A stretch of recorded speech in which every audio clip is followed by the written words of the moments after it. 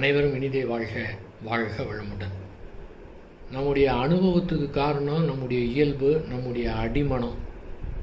நம்முடைய அடிமனதை நாம் நேரடியாக கண்டுபிடிக்கவும் முடியாது, கட்டுப்படுத்தவும் முடியாது, வேறு எதுவுமே செய்ய முடியாது.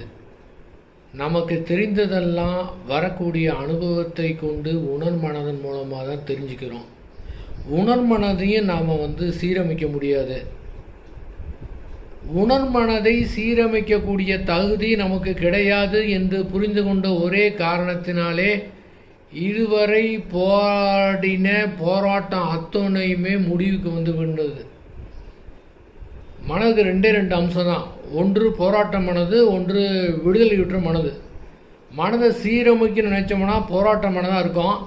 அதை சீரமைக்க வேண்டாம், முடியாது என்று முடிவு செய்து விட்டோம் என்றால் அது விடுதலையுற்ற மனமாக மாறிவிடுது.